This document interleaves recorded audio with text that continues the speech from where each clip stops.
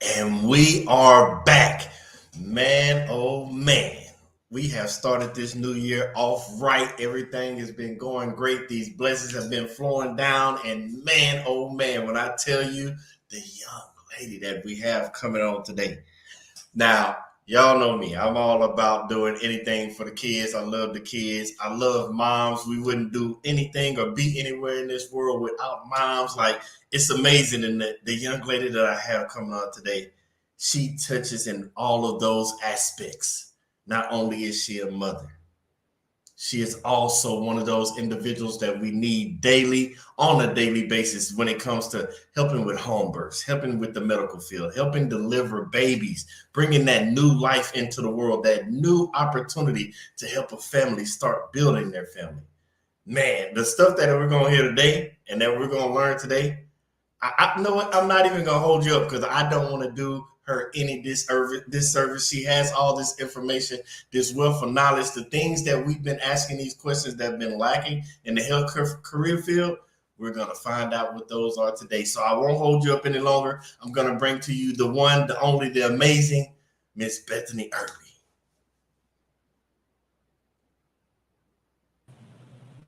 Hey, what an entrance. Thank you, thank you, thank you. How y'all doing? We are good now. I remember the last time we were gonna have you on. Now, people don't know this. Like, we had Miss Bethany scheduled last year, but in the midst of right when the show was about to start, a baby was coming. Cause you know how it is. These babies come whenever they want to come. But that's a whole other story. We're happy to have you here today. Can you tell the world who is Miss Bethany? I can. Yes, that was almost a great show that we had. We're gonna have a great one tonight. But yes, I am Bethany Erby. I am the owner of Bethany Birth Co.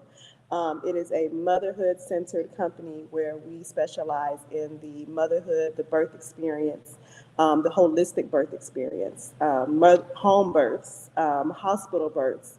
Um, Really what we call physiological birth, that birth that happens naturally, and how our bodies are supposed to design that. And I also photograph those special moments in mothers and families' lives. So I'm a birth photographer and a newborn photographer as well. So we're just the one-stop shop when it comes to that motherhood experience. Now it's amazing you said that, especially when you said the birth photographer. Because when I first initially met you, you were in photography.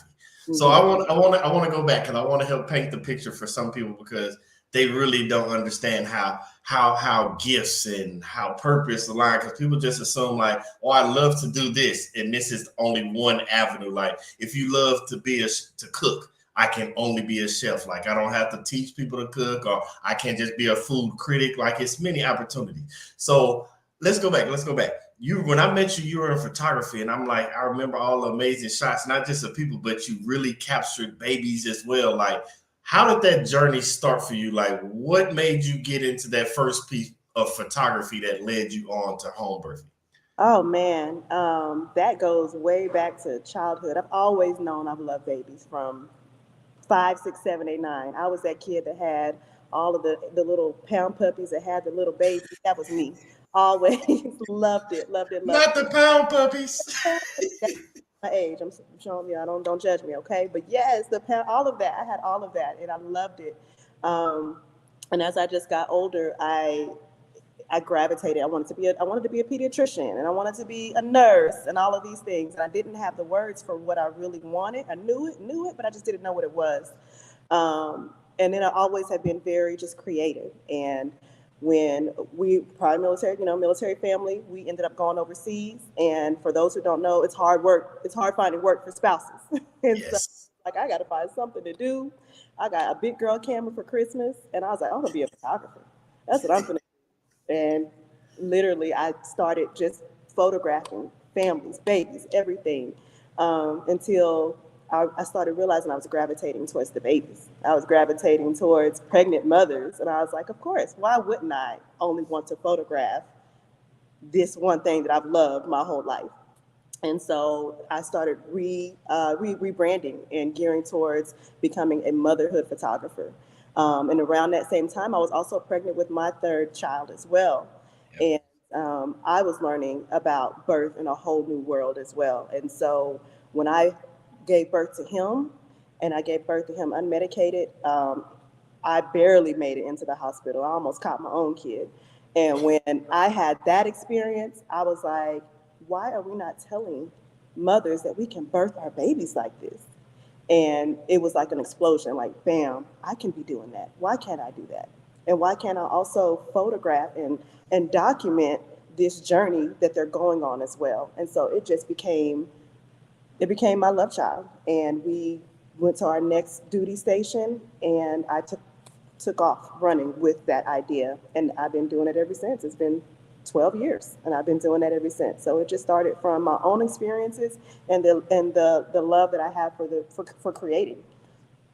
Well, I like how you put that because I don't want to miss those words that you said. Like when you said I didn't know and I just kind of got pulled to it and I realized I was doing this and this more.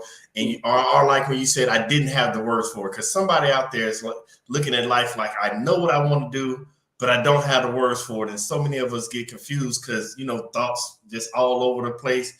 And with today's society, social media just floods more stuff in your head Oh, and yeah. you're like, I know I want to do something, but what is it? And we kind of look away from that gravitational pull of like we're being pulled into the area we need to. But that's amazing. Like you said, you literally almost had to catch your baby come. Like, and I say it's amazing because in the same base, because if for those that haven't caught on yet, me and Bethany, we met in Italy at Aviano. And I was working in med group at this time, and we had a young lady that while we was there, I'm going around. I'm not good. I'm not medical. I'm the training person. I'm the guy that makes sure you knows how to do your job. So when Miss Bethany and people like her come in, they don't have to catch the baby by themselves. Well, one time I was on the elevator heading up to the area where they have babies because I even had my third son, and me and my wife had our third son in Italy. And as I'm going up to go check on things, there was a young lady that was also a member of Med Group. She's literally standing there trying to scoot to get a wheelchair because her baby was literally coming out, and they were like, hold on. And she's like holding herself, trying to keep the baby in. And I never knew because I knew the part about babies coming they want. We understand that. But there's a part of that where some women have hard labors and some women have it where the baby's just like, nope, I'm coming. You don't have to push it, do nothing. I'm here. I can't wait any longer.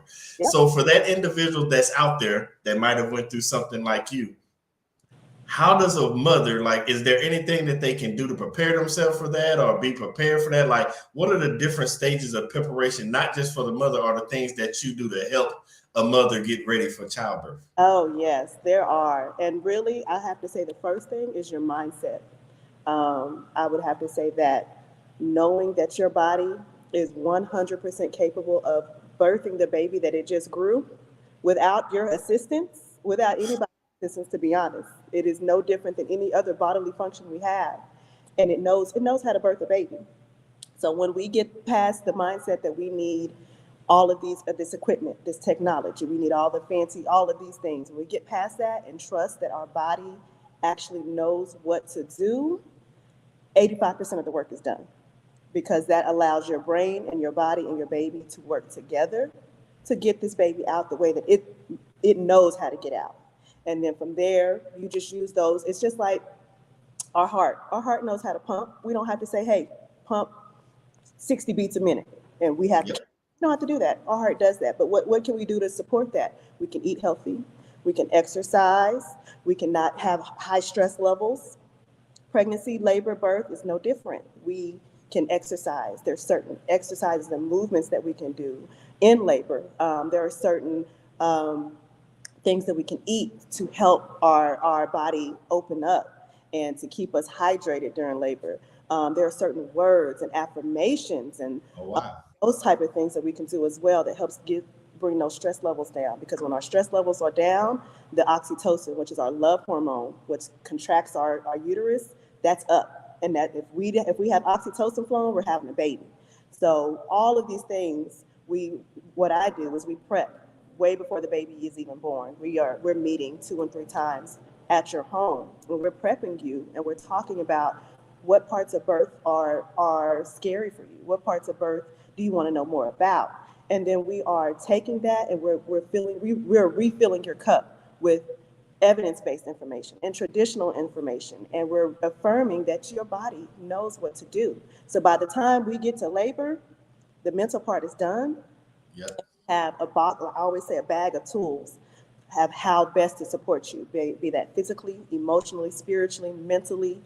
Everybody is different. Everybody's going to birth different. Everybody's going to have different needs. And so that's the beauty of what I do is it's personal to you. And I get to know you. I get to know your birth vision. What does your birth look like? What do you want your birth to look like? Let's work towards that.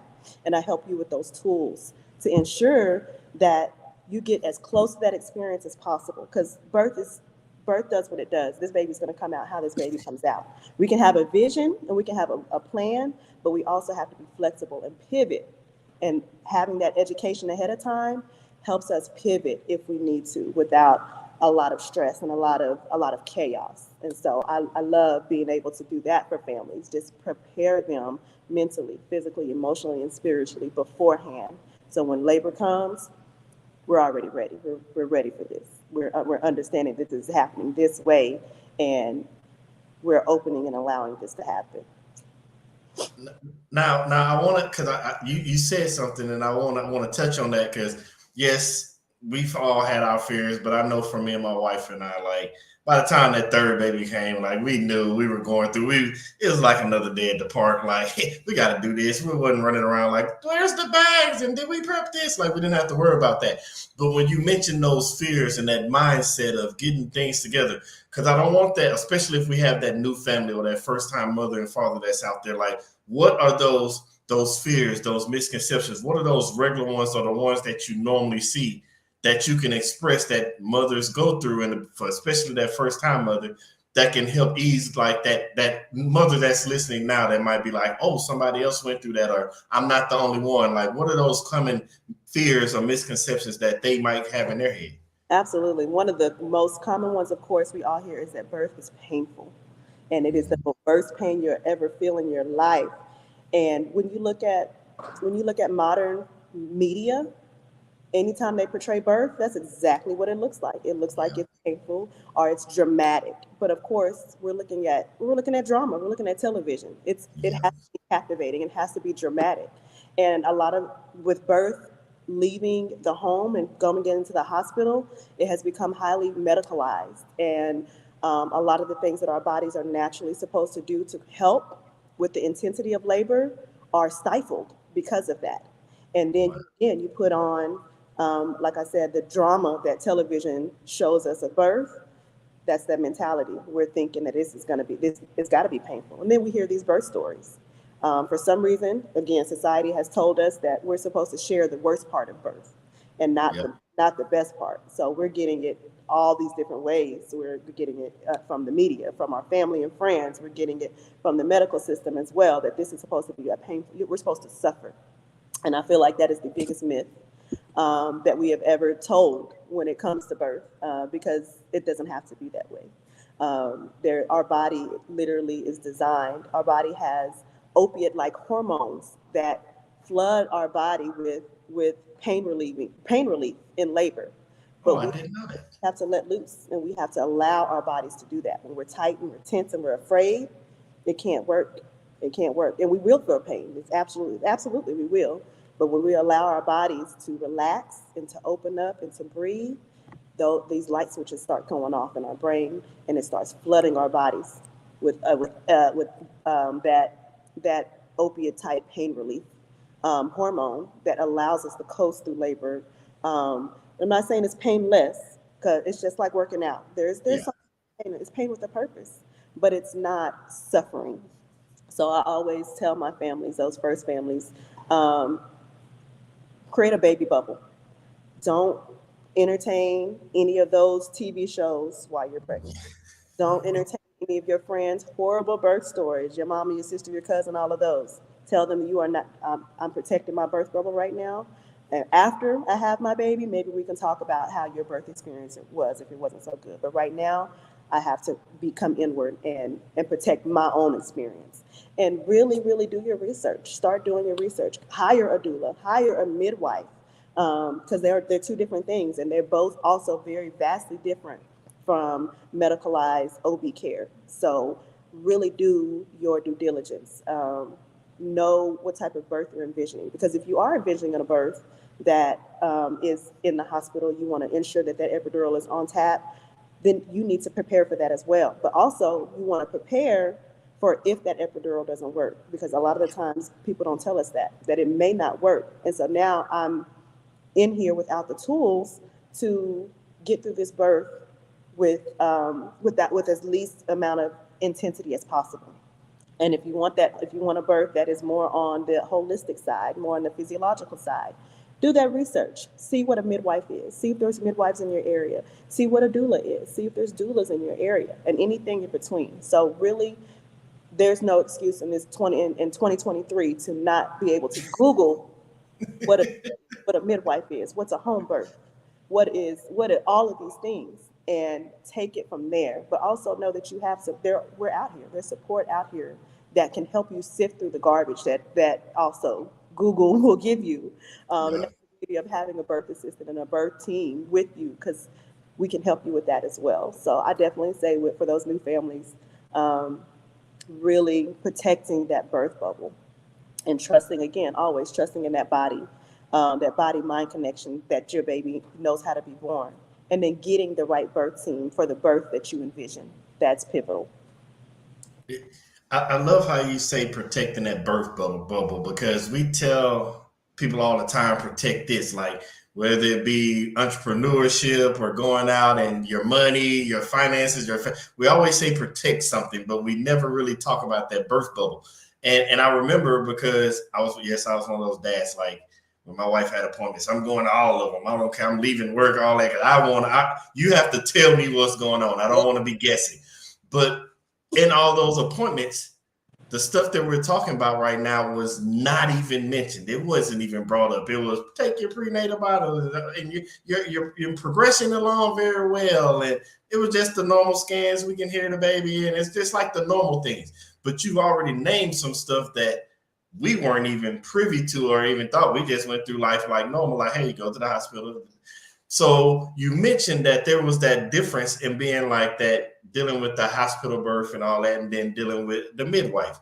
What are those differences for somebody that isn't going to remember to Google? Because I remember I wanted to explain something to everybody. Baby brain is just not for moms. Like when it comes to having babies, dads get it too, because if depending on the type of father you are, I'm that protective father, whatever you want to call it. Absolutely. And so my mind is so focused on mom, like she could tell me something. I'm like, all right, I'm going to go get it. And hold on, that doesn't even make sense. I'm just zoned in. So we depend on the doctors and the midwives, the directors, because especially the first one. So what is the difference between the two for somebody that like might steer or guide them and what's best for their family so they can protect their baby bubble? Yeah, absolutely. One of the things that you said is one of the biggest difference is those appointments. Most of the time, your OBGYN, you go into the clinic, it's about a 15, 20-minute appointment. They maybe check a little 1, 2, 3 here, maybe listen to baby, ask if you're taking your prenatal vitamins, and then schedule you for your next visit, right? That's pretty much it. You have any questions? Oh, no? Good, let's go, right? That's how that is. Midwifery care, 9 times out of 10, is done in your home. We're coming to you, and our appointments are at the least 45 minutes, if not an hour or 2 hours, because it's going to depend on what you need in the moment. We're going to sit with you, and we're not only just going to ask about the medical part. We're not going to ask about how you're feeling, but we're going to ask about how's your mama feeling about this? How's your husband feeling about this? How are your kids adjusting with the possibility of having a home birth or the possibility of this new baby? How have you been eating? Have you been getting meals? Is there some support that we need to get you to where we're making sure that you're eating? We're worried about the emotional, the mental, and the physical, because we know how important those three things are when it comes to birthing your baby. And so our appointments run longer because we need to know how you're doing in all aspects, all facets of your life, so we know how best to support you, as well as medically, because that is also important. So we're also drawing blood, we're running labs, we're doing ultrasounds. If we're not doing it in your home, we're at least sending you out to a tech to make sure that they get ultrasound. So a lot of people think that midwifery is this back alley care, and there's nothing, we don't, like, there's nothing to carry. The midwives I work with as a birth assistant, they carry in everything. At the sonogram, we're doing sonograms, drawing blood, we're running lab, all of those things. It's no different. The big difference is it's in your home. It's in, you're not having to get your pregnant body up, go sit in the waiting room for however long, Yeah. minute appointment for somebody to barely look and talk to you, and you not know the questions to ask. Where midwifery care is very, very pro informed consent. So a lot of the things that you may be told that you have to do in a OB setting, you will get the pros and the cons. We call it the BRAIN acronym: the benefits, the risks, any alternatives, what your intuition, your gut is telling you, and what happens if you do nothing for any procedure that we do for you. So even if that's drawing your blood to run labs, we're going to go over all of those. We're going to go over your benefits, your risk. Are there any alternatives? That gross gestational diabetes test, when you drink that nasty orange drink, Uh, yep. we give you the benefits, we give you the risk, and we give you alternatives. If you don't want to take that, there are other alternatives. There's a jelly bean test. Nobody even knew that. There's a where you just prick your finger every day and keep a log, so we can just keep that. Or you can do nothing if you want. So midwifery care is very, very, very pro. Make the choice that's right for you and your family, not what the box that we have to check. And in labor and birth, it's the same thing. We midwifery care believes that your body knows how to work. And we are there in case it needs some extra hands, but we're not the hands. You're the hand that guides all of this. I always tell my clients, you are the captain of this boat. We're just on it for the ride. We are just thankful to be on the ride. And if you need us to pull the sail, we can do that. But for the most part, we're just riding with you, boo. That's it. Medical minded care is they more want to control. They wanted more control. They want to, at about 38 weeks, they're going to say we probably should induce you because of Yeah. AAP. And they want to more control the way that the labor and birth goes. Both are very well meaning, and both very, very much have their place in society because everybody needs those options. And so it really is vitally important that when even preferably before you get pregnant, you start to have that vision of how do I want to receive my baby? How do I want my pregnancy to look? And start building your team based on those preferences. Wow. So when you're saying, like you're just saying, that you come to them, they're in the house, and you're telling them to think about this ahead of time. And the next question is driven by that because of what you said in the house. So does that mean that the baby is also delivered in the house, or is just that care part taken in the house? And then when it's time to have them, because I've seen the pictures where mothers deliver in their house, in their living room, bedroom, wherever that may be. Or is that because you said, like you said, the hospital is 39, 38 weeks. They want to start getting ready to schedule when you're coming. But more so, it sounds like with home birth and midwifing, you are allowing that baby to come naturally at their own time. So how does that work for you to be able to say, baby comes at their own time? Oh my God, I gotta go now because the baby's coming now. Like, how does that work? How does that whole concept happen? Because people can Google it, but it's gonna be different when you just tell us what it is. Absolutely. And it's really just that simple. We allow your body and your baby to make that choice. So if we want to get on a scientific level, babies produce a hormone when their lungs are fully developed. It sends a signal to a mom's brain, and that's what starts labor. And that's just like the surface level. There's a lot of other things that go on as well, but that's what starts labor. And so we know that when our bodies start labor on its own, it's ready for labor. We don't have to guess if baby is really the right gestational age. We don't have to guess if mother's body has prepared itself, because mom's body has to prepare. Those hips have to spread. All of these things have to happen. That we're still scratching the surface of all the things that happen when we are pregnant, giving birth, and all of that. But we do know for sure that all of these things are happening internally. Even when we think that our baby is full term and grown and ready to come out, we're done. There is still so much growth happening with our baby and our bodies.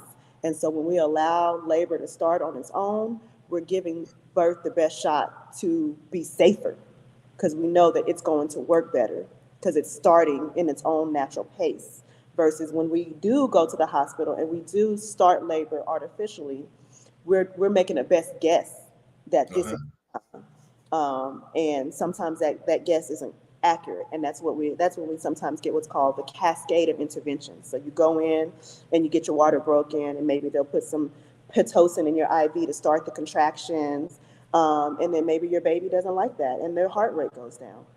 Maybe they'll take the Pitocin off a little bit, put you on some oxygen, maybe move you around and start the Pitocin again because they want to continue these contractions and your baby doesn't like it. Heart rate keeps going down. Next thing you know, you need an epidural because those contractions are really, really, really hard. They're a lot harder and you're not able maybe to move. And then here we go again. Baby's heart rate goes down. Our mom spikes a fever. Next thing we know, we have to go for a C-section. And so we call that the cascade of interventions. One intervention leading to another intervention, which leads to more interventions. And when we allow our bodies to start labor on its own, we're mitigating that risk of needing interventions. Because again, remember, our body knows how to do this. So when we allow it to do it, it will do it. And so that's a huge part. That's a huge part of that is letting labor start on its own.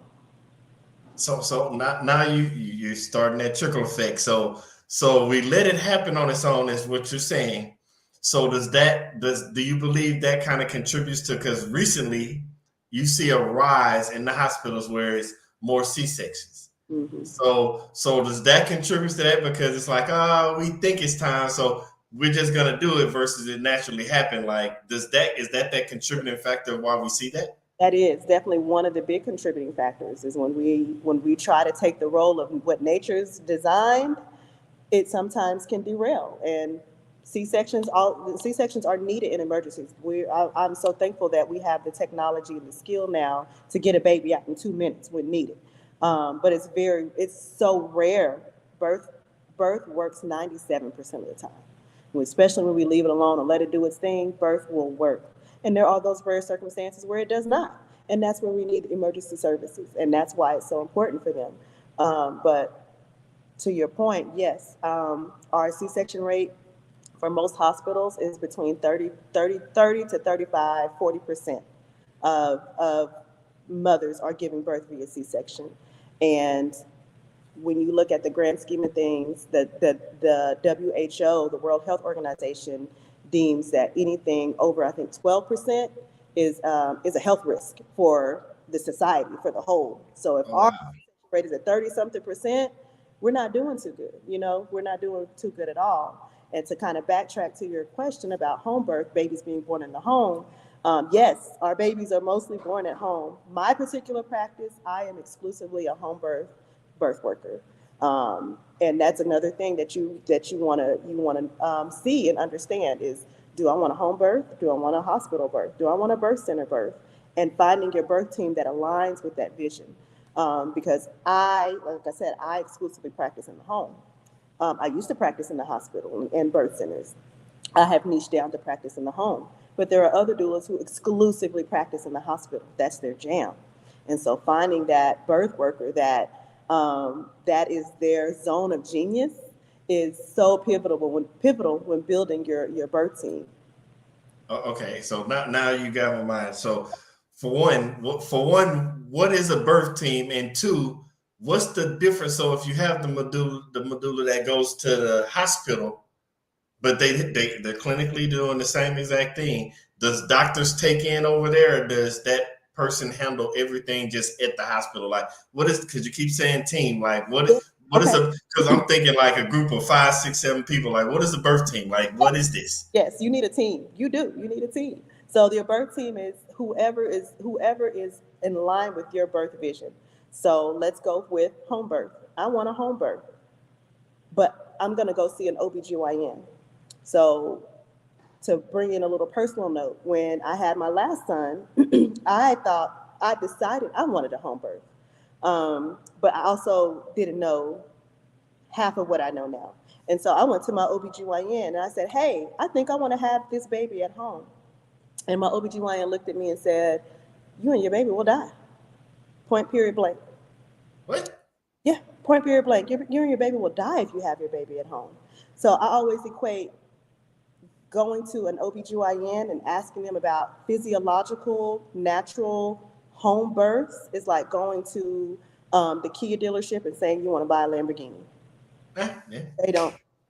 they don't know. They don't know. Don't go together. And they're not going to be able to give you all the facts and everything about this Lamborghini because they sell Kias. Now, if you come in Yep. asking about a Kia, they got you. You have to go where the information is. And so OBGYNs, they're not trained for home birth. They are trained to manage birth, and they're trained to manage high risk birth at that. Um, Okay. and most home births are not high risk. Most pregnancies and births are not high risk anyway. So again, I want a home birth. I can go to OBGYN, but I'm probably going to get a lot of pushback. So I should look for a midwife. A midwife is exactly the same thing as an OBGYN, except for they can't do C-sections. But they can attend the birth, they can do all of your prenatal appointments, they can even do well women care if you're not pregnant. They can prescribe birth control, all of these things. So a midwife is the replacement to your OBGYN. That should be the first person on your birth team. Who is going to be the medical professional in my birth once you figured out what your birth vision is? So like I said, in my case, I'm going to have a home birth. I'm going to choose a midwife. So now I also need somebody who is going to be there to help me answer just those regular birth questions like, what if, how do I position my body to help my baby come down? And what do I do if, my labor stalls? All of these things. That's where a doula comes in. So a doula and a midwife are not the same thing, but they are a great team because the Okay. midwife is mostly there for the medical aspect. They're great for asking some of those questions as well, but their specialty is ensuring that this pregnancy is healthy, your baby is healthy, and that the baby and you are, when baby is born, that you and baby are doing great.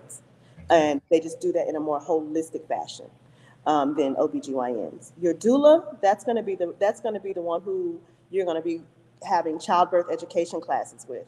Y'all are going to be talking about those different hormones and why they're important to know and why they do what they do in your body, how your baby rotates to get to be born.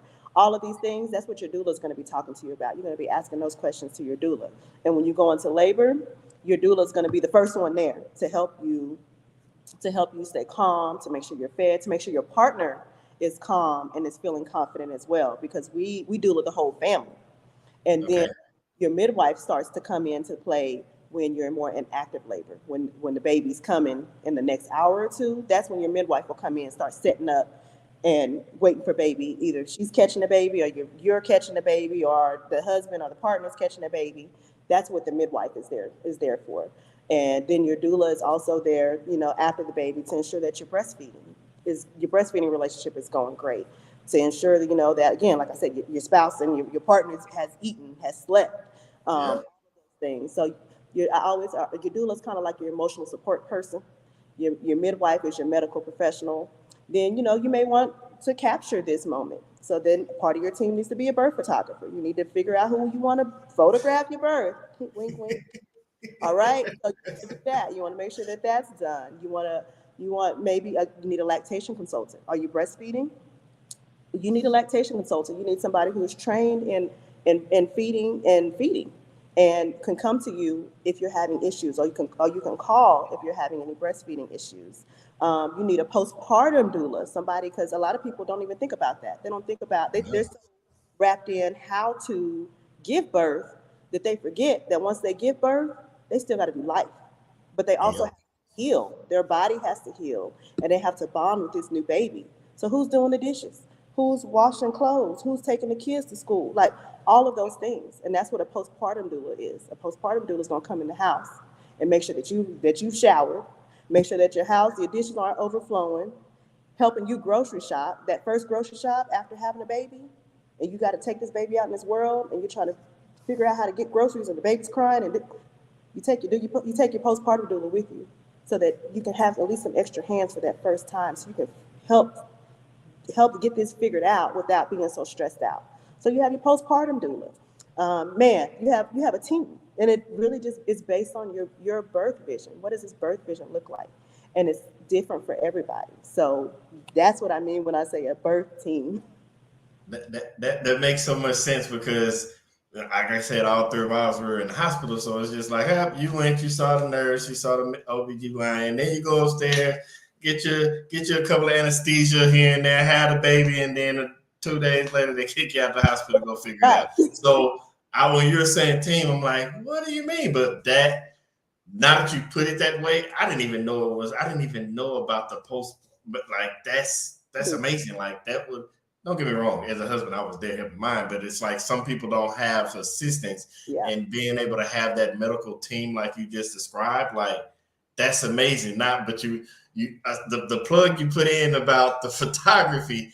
How does that work? Are you catching the baby with one hand and taking the picture with another? Like how are you over there? Because you're doing both. So how do you do both in those situations? So as the doula and a birth assistant, I assist the midwife, and then clients hire me privately as a doula. And so I'm not catching babies. That's I always somebody that's not my job. Either you catching your baby, or if you have a midwife here, your midwife's catching your baby, or if your spouse is here, your spouse is catching your baby. I don't catch babies. It's not my job. But I'm there as like I said in a doula, like in a doula role. I'm there as like the emotional and physical support. But then we take it back again to those prenatal visits when I come to your house and I teach you all of these skills on how to best navigate through labor. I'm also teaching your partner these things too, because your partner is going to play a pivotal role. So I'm not going to be the only one over there being physical, massaging you, hip squeezing, making sure you're drinking. No, that's your partner doing those things. Okay. Going to make sure that they feel confident in doing that. I'm going to get in there and do it too a little bit, but this is you and his baby. No, you and their baby. Y'all going to figure this out. I'm just here for the support. So it gives me the chance to step back and get that bird's eye view. And as a photographer, that's where I get my shot. When Okay. the partner or the support person is in there doing all of these amazing support things, cool. That's when I can photograph and I can get y'all in this beautiful dance of birth. And those are my favorite images. Watching these partners support their significant others and getting to capture that. And even with birth, like I said, I'm not catching the baby. So when that baby is coming out, I'm right here. Bop, bop, bop, camera, put it down, massage mom if I need to, pick it back up, get my images. And so I always tell my clients who hire me for both, my role, my primary role is your doula. I'm going to always support you first, but I have the skill and the know-how to support you and then take a step back and also document your journey. And so it flows. It always just flows really well. I have birth happens and I'm able to just capture it and support however that looks for them and for me. So so so as a doula, because I remember you said that you were in the hospital at one point. Hmm. How did you what was that thing, or how did you decide that I want to transition from the hospital and be a doula? Like what was that thought process? Yeah, so I originally started out as a doula in the hospital, and as I started to grow in learning more about the way that our bodies give birth and the way that the medical system has kind of stifled that. Um, to be quite honest, I got burnt out because doulaing in a hospital, especially with a family and a mom who wants a more hands-off approach to her birth, we got to Mhm. fight sometimes. A lot of the medical professionals, they're not okay with the mom walking around. They're not okay with different positions of pushing their baby out. They're not okay with just letting the mother labor. They want to see progression, and they want to see it quickly. And so sometimes um, we bump heads because the mother's birth vision isn't lining up with the medical professionals' want Yeah. for things to happen. And so just years and years of being in the hospital and seeing honestly a lot of abuse and a lot of lies being fed to these families. It kind of burnt me out, and I made this whole decision to move to home birth because we don't have a lot of those problems in the home. You're the boss at your home, and again, we're there just for the support. And so that's my story on how I got out of the hospital setting and into the home birth setting. And again, why I feel like it's very, very important to know your birth team, because if you are wanting a hospital birth, while I support you 100%, I may not be the best doula for you. Okay. Everybody deserves a doula, but I may not be everybody's doula, and I'm okay with that. And so that's why it's so important for you to interview your birth team, interview your OBGYN, ask them questions that are going to be clarifying for you to ensure that they're on board with your birth vision. Interview your doula, interview your midwife, all of these people. It should be no different the interviewing, the daycare that you're gonna drop your baby off. It's just as important, because you want to make sure that they're going to be in alignment with your birth vision, and you're not going to have to fight later on down the line when you're supposed to be birthing a baby. That in itself is fight enough. So you're going to have to fight somebody for your choices, and while birthing your baby, that's it's a lot, and that's where a lot of people come out traumatized because they feel helpless. They feel like already in such a helpless position, and they're having to make these hard decisions in this position, and sometimes it doesn't feel good, and that's where a lot of our birth trauma comes from. Wow. So I love how you just said that about the people needing the help and all that, the things that cause the trauma, and the things that you're saying about the conflict while working in the hospital versus outside of the hospital. But the career that you're in is in such high demand. And it led me to think of this question that, okay, somebody out there, like, we know we're trying to help mothers and families get started, but somebody out there that's listening and watching might be the you in the past that, I know what I want to do. I want to help the babies. I want to help mothers. I want to do this. And we hear so many. I just was watching something the other day on social media about nurses being on strike because patient care was like 30 to 1. And I'm like, I can't even imagine that. Can you imagine alone being a teacher at 30 to 1 versus being somebody in a hospital with all these people that need medical attention 30 to 1? And I'm like, this is crazy. And I was like, now that you just said what you said about the bumping heads, for somebody that's out there shifting gears for a second, that is the you back in the past. What does it take? What is, from schooling to everything, like what do they need to start at if they want to become a doula or midwife, or what do they need to start at so that they can be the you that you are right now? Absolutely. Wow. Well, so doulas, they're an interesting profession because it's technically unregulated. There are doula schools, but there's no accreditation. Anybody can be a doula, and honestly, if you go back to before birth was in the hospital, it was black women birthing babies, white babies, black babies. They would Yeah. catch all the babies, and those were our original doulas. We call them granny midwives now, but they were our original doulas. Or your sister, your mama, over there, here, baby, drink this water. Those were our original doulas. And so I love, and I don't so much love that doulaing isn't regulated. I love that it's not regulated because I don't think it should be. It's not medical. We're support. But also, as I said, anybody can call themselves a doula. And that's where I feel like we should be. That comes onto the consumer, the client, to be very intentional about knowing who they're allowing in their birth space, talking to them, getting a sense of their education, their experience, their energy, all of that stuff. Um, but I'll say all of that to say there are doula schools online. There are a lot of them in person. A lot of us doulas mentor new and upcoming birth workers and doulas who are interested. Just giving them just those tips and tricks that we didn't know, because you're right, it's like information overload.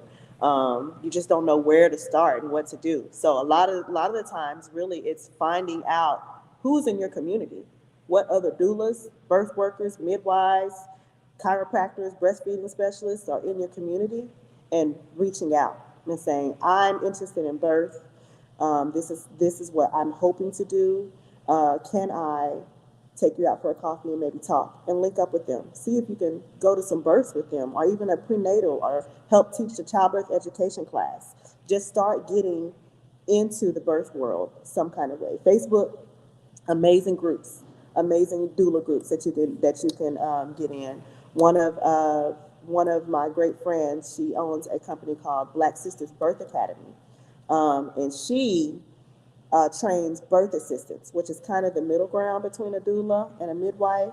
But that training in itself is pivotal. I think it's amazing. Like to have somebody, she's a midwife herself, and she extensively trains everybody on birth, specifically home birth, or as we call it, community birth. And I think that taking a course like that helps get your feet wet. Just helps you kind of get a little bit of information.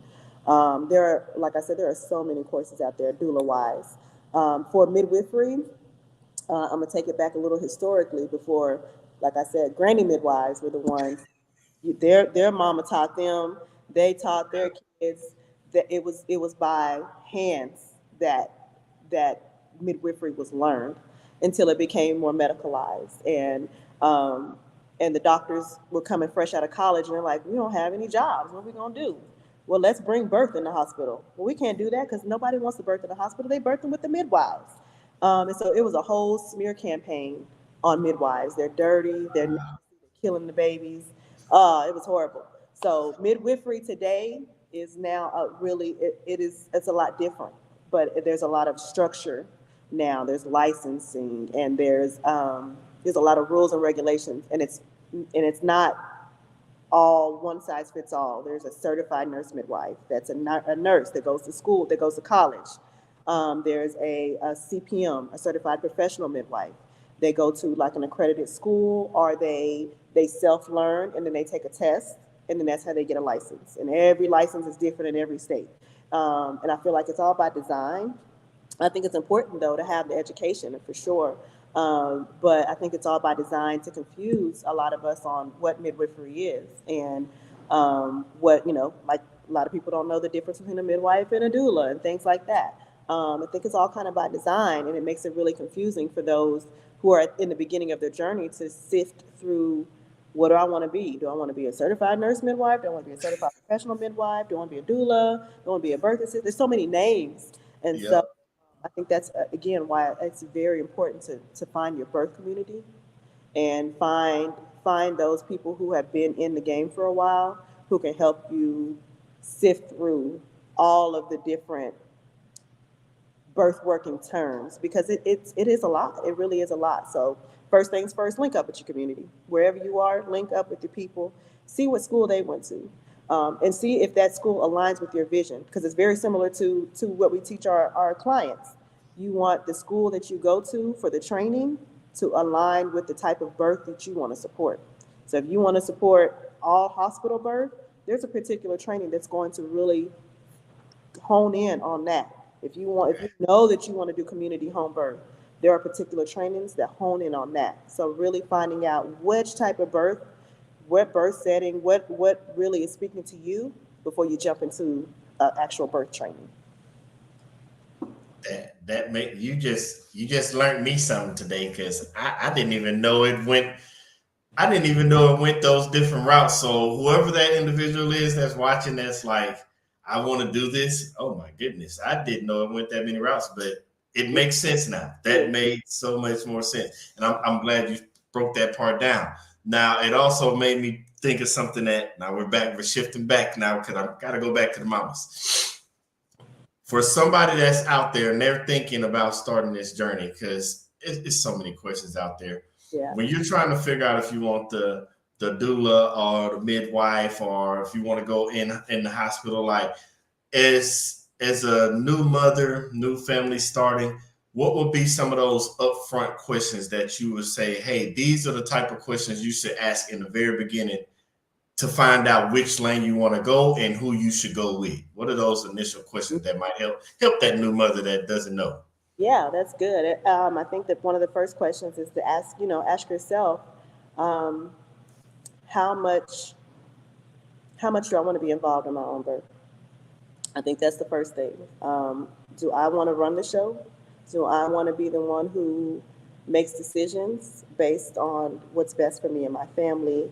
Or Am I okay with giving over some of my autonomy Okay. to whoever?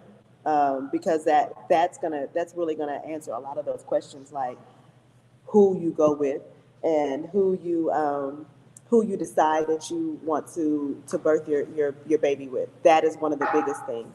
And then asking yourself, what are your pain preferences? You know, what do you want to do if you're feeling like you're in pain?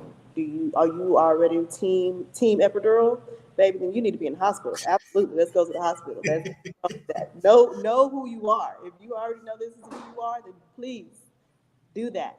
But if you know that you're more apt to use more holistic methods, or you trust that your body is going to do what it needs to do, and you really just want the space to allow that to happen, that's going to gear you towards somebody different.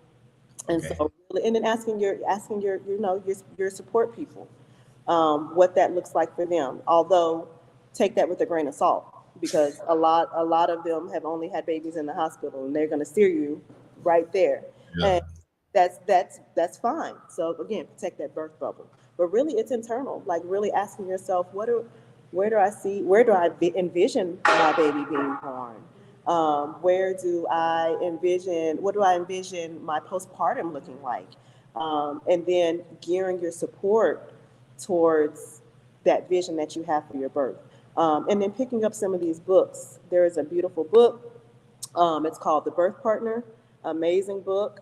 There is one called Home Birth on Your Own Terms. That's a great book. There just start reading. Start reading about birth. Start watching YouTube. Midwife Angelina, if anybody's on it, Google her. We have beautiful, beautiful, beautiful midwives, especially for my people of color, my Black women, because we're out here dying 4 times more than any other Wow. race, and not because of any socioeconomic status, just simply because of the bias that is happening from us being Black women. And so, getting a birth team that looks like you sometimes will save your life. Wow. So that's something to also ask yourself. You know, how important is that to you as well, to be able to design your own birth team? Um, that's an important question. So. So you gave all this amazing information of the books and different social media sites, YouTube. But what if somebody wanted to talk to you particularly? Like, what's the best way that somebody can get in touch with you? Okay, absolutely. Call me. No. Um, I'd say the first thing to do is follow me. Follow me on Instagram, Bethany E Birth Services, Bethany Birth Assistant, Bethany E. What is it? Bethany Birth Co. As it's down there at the bottom. That's me. Facebook, Instagram, and then go to my website, BethanyEBirthCo.com. I have a ton of information about my services, resources, all of those great things there. There's a contact link there. Send me a message, ask me a question, set a consultation. I'm always happy to talk birth. I'm always happy to talk through birth options and birth visions with families, because you deserve it. So, yeah, that's probably the best way to get to me. Now, for those that everybody didn't catch it, don't worry. I'm gonna make sure it's in the description on the bottom of the YouTube. But before you go, I do it to everybody. I have to ask this question from your own personal opinion, your personal thoughts, your motivational tools. What would be that one thing that you would tell to that new mother, father, family that's getting ready to take this journey? What's that one guidance or inspiration or something that you would say to help kind of ease them into like getting ready to take their life down this next path? Mm, your body was built to birth. Point, period, blank. Trust that your body knows how to birth your baby. It didn't make any mistakes yet. Let it finish its job. That's all. Wow. Nope, I'm gonna leave that where it is because let your body knows. You said it all. Your body knows. Now, before I let you go, I do have to say thank you for all this information. I know I learned a lot. I hope everybody else did, but we want to thank you so much for providing this information and showing us and teaching us things that most of us really didn't know. We really want to thank you for that. Thank you. Thank you for having me. It's been a pleasure. I'm so glad we finally got to do this. Like I said, I could talk about birth all day. So this was great. I appreciate it. Now, don't go anywhere. Hold on right there with me because I want to talk to you right quick, right as we just for a few seconds. But again, thank you. And Miss Bethany E. Birth Co.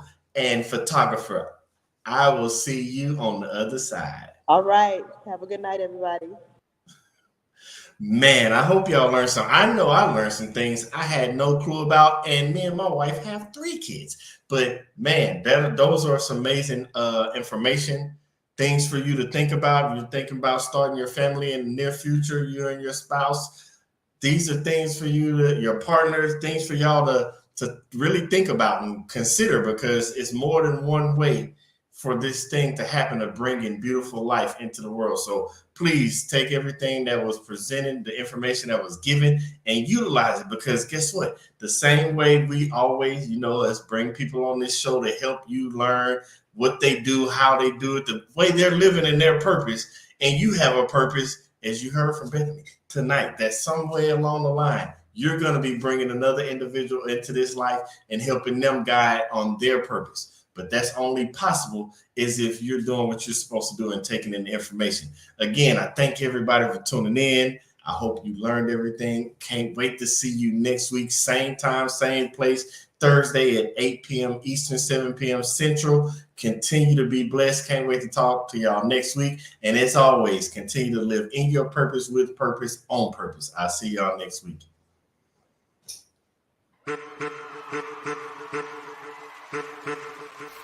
I'm back. Every time I walk out that door, every time I interact with anybody new, my purpose is to help change. It's time to celebrate life. If you know that you're in charge of your life, it's time to stand up. If you know you want better for your life, it's time to stand up. If you know that you have what it takes to be in charge of your life, it's time to stand up. If you know that you are not just trying to be good for you, but for those around you, it's time to stand up. As a matter of fact, look to the person to your left and tell them you are enough. I want to help you change, and just like you change, every time I interact with somebody, they help me change. It's no different than if I met an individual and they had 4 quarters and they needed change, or if I had $1 and they had 4 quarters, I need to change. We can swap the money. The value is still the same. They still got $1, I still got $1, but we both exchanged something, and it was a change for both of us. So every time I walk out that door, I inspire to help change lives just as much as lives have changed me. Y'all been listening to the wrong people, watching the wrong things all your life, and it's time to put to rest all those negative thoughts, because you are enough. It's time to put to rest that self-doubt, because you are enough. It is time to get rid of that negative energy, because you are enough. It is time to stop listening to people that don't have the best interests of you in your life, because you are enough. So let's have a moment of silence.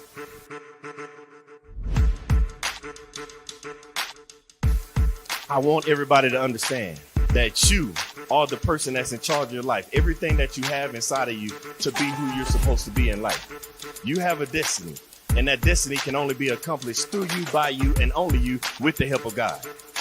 When you realize that you are the person you are, because you're not a carbon copy, there's only one you. They try to put you in a box. Society tries to put you in a box, but you can't be in a box. How can you be in a box when there's only one you? But then they tell you, think outside the box. What I'm trying to get you to understand is there is no box.